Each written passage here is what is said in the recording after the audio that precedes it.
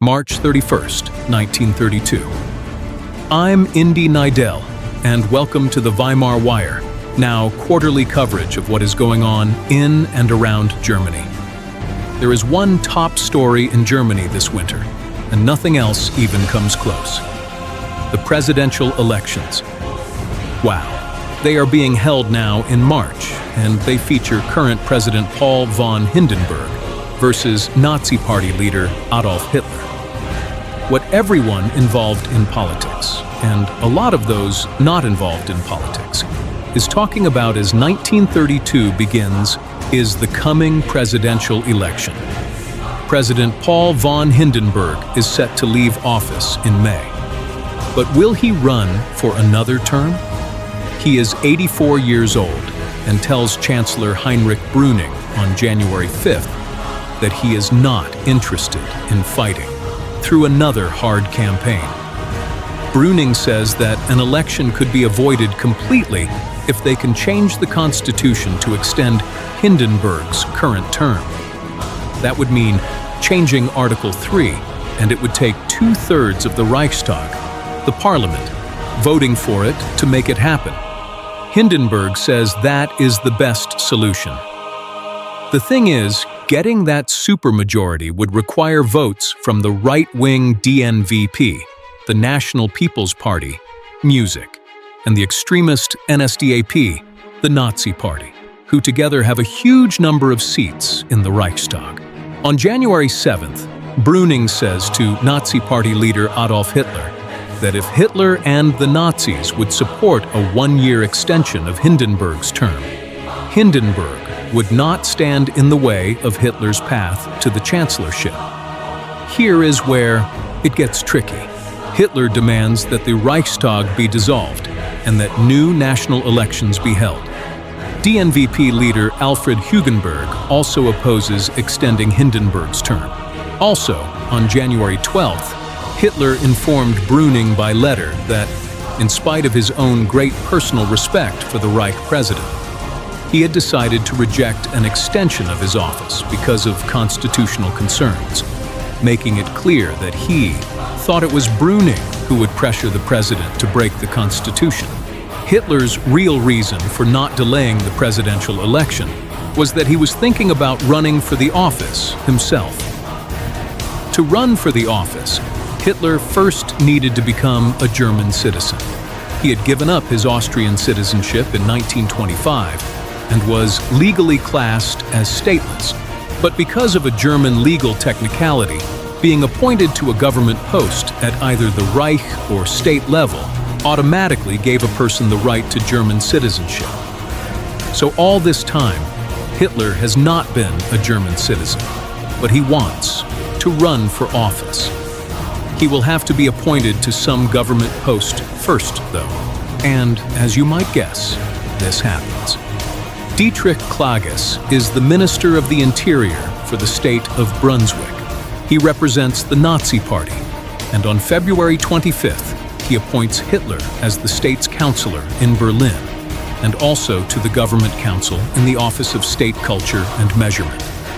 So Hitler becomes a German citizen and is able to run for public office.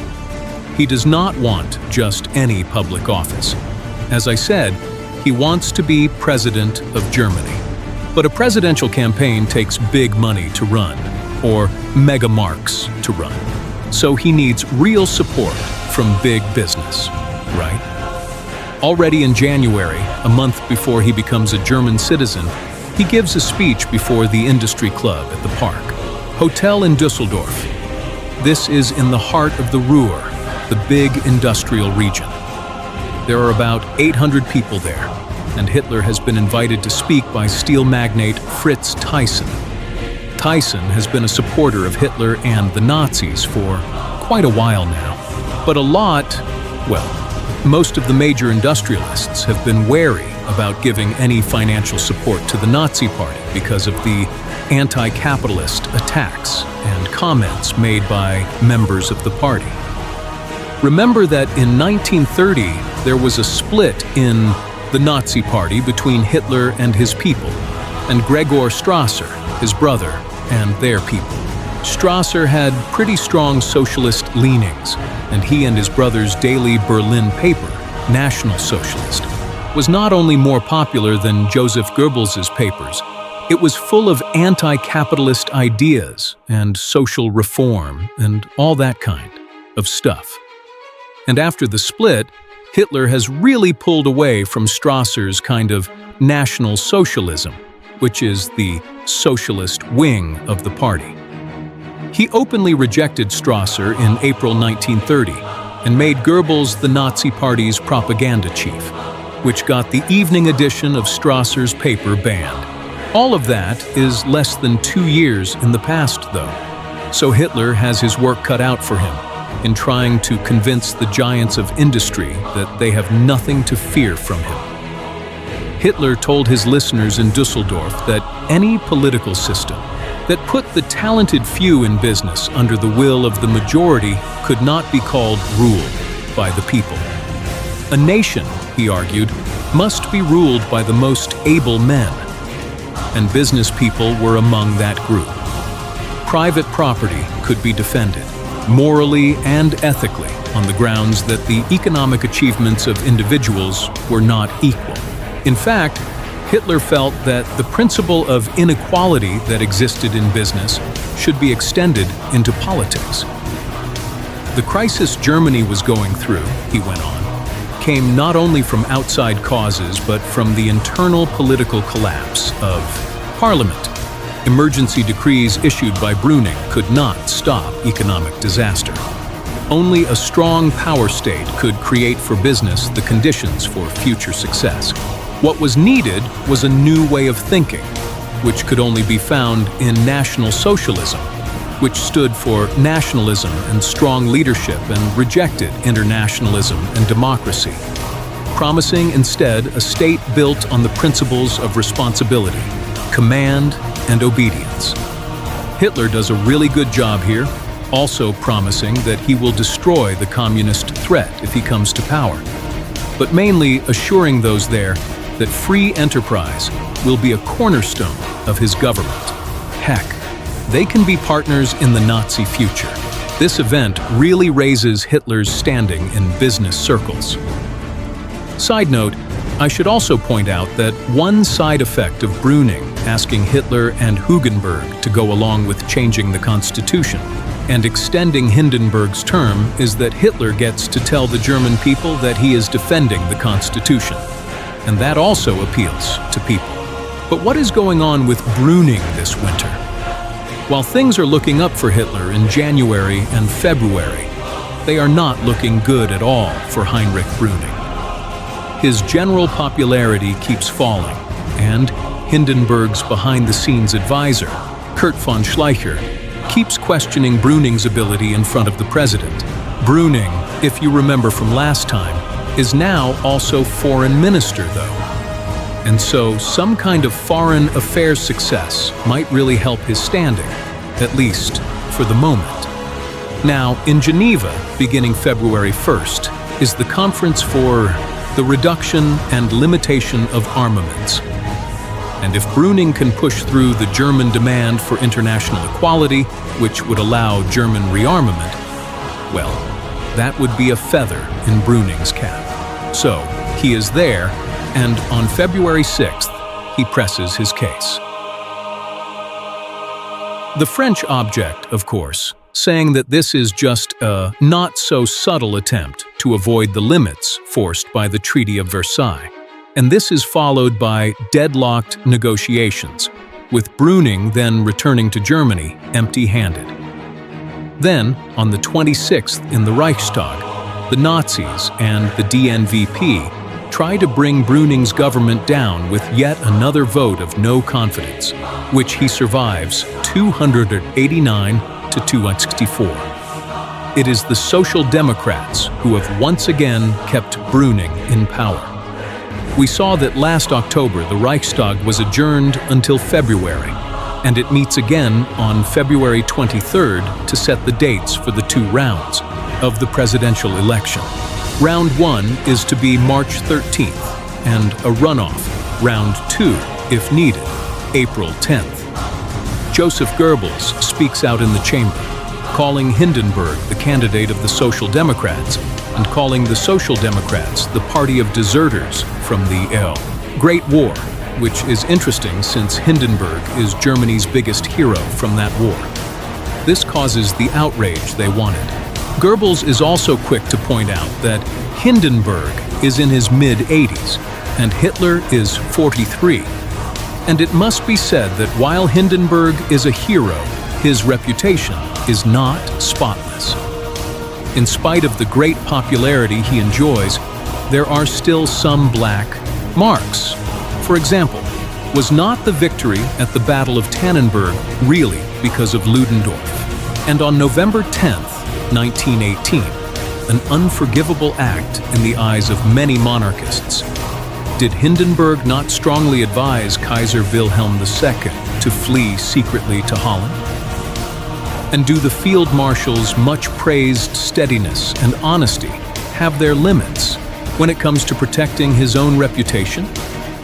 Hardly anyone in Germany even blinked when, on the occasion of Hindenburg's 80th birthday, industrialists and wealthy landowners joined together to buy back his grandfather's estate in Neudeck and present it to the old man as a gift. However, was Hindenburg immediately signing the property over to his son Oscar as a way of avoiding inheritance tax.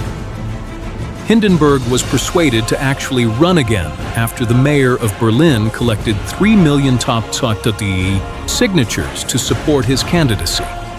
He makes a national radio broadcast on February 16th, telling Germany that it is his patriotic duty to run again, and that he is the guardian of the Weimar Constitution, which is kind of not true considering that over the past 2 years, he spent a fair amount of time weakening it. The political parties in the center and on the left all decide not to run candidates against him, so they do not split the vote.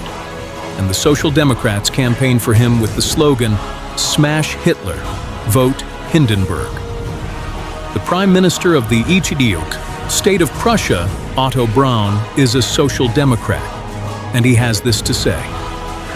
The presidential election, which is a crucial lead-up to the Prussia state elections, will decide whether Germany's future will continue along the peaceful paths of Republican state life or whether the German people will have to wade through a fascist valley of misery. People are very worried about the chance of Hitler winning. So Hindenburg's official campaign, led by the UHC, the United Hindenburg Committee, focuses on his World War I service, his charisma, and claims that he is the only person who can heal all the divisions in German society and stop Hitler from setting up a one-party dictatorship. Hindenburg's campaign has spent about 1 million Reichsmarks more than Hitler's. And while a lot of Hindenburg's support has come from big business, nearly 2 million marks was secretly supplied by the Prussian Ministry of the Interior.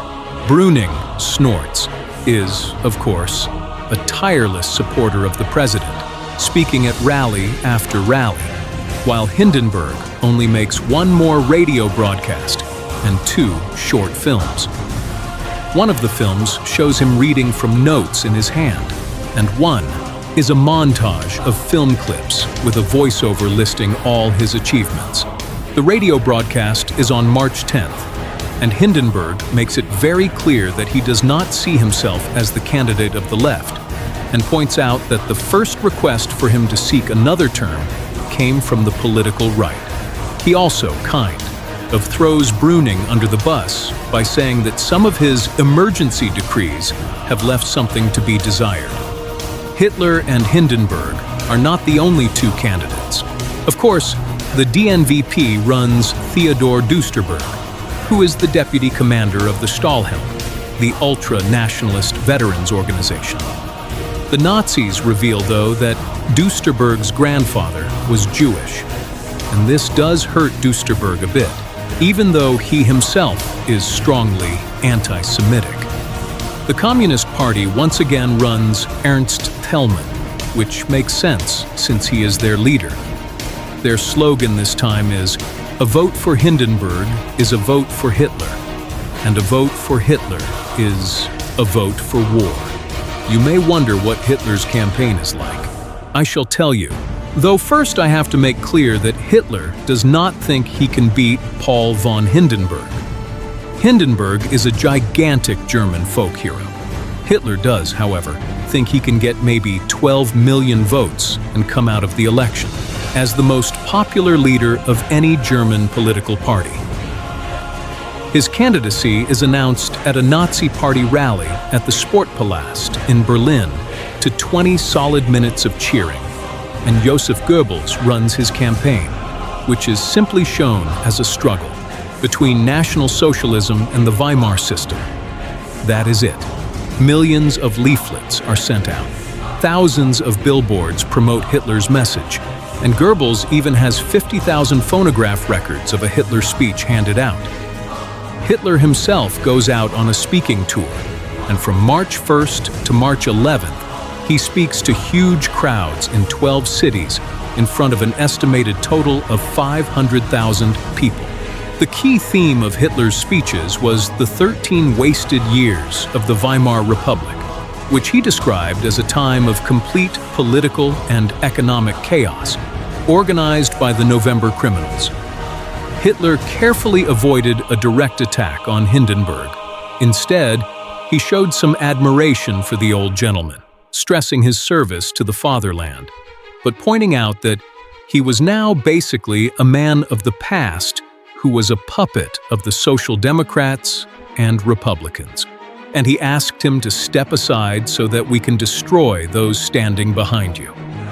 In place of the current democratic chaos, Hitler promised a united national community under his strong leadership. Here is another side note. During Hitler's campaign, and for the first time, Hitler is asked several times about his views on women. When asked if he wants to take away women's equal rights and jobs, he says that is not the case. However, he really does want to end the equality that Weimar gives women, and sees women's main role as increasing the number of racially valuable births. So, how does the election go? On March 13, 1932, 86.2% of the voters go to the polls, which is nearly 20% more than during the 1925 election. Hindenburg wins easily. However, he gets 49.54% of the vote, 18.65 million votes. And since no one gets 50% and an outright majority, there will be a runoff election. Hitler is in second place with 30.12%. He did not get 12 million votes as he had hoped, but he did get 11.3 million, which is an awful lot. Hindenburg is disappointed that he did not win in the first round, and is even more disappointed that he actually lost to Hitler in his home state of East Prussia. Thälmann gets 13.24% of the votes, 4.98 million of them, and those three will be the candidates in the runoff.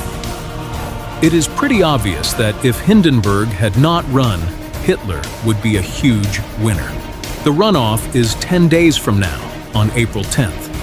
But nobody is campaigning today since Hindenburg has issued an emergency decree creating an Easter truce on campaigning from March 20th to April 3rd.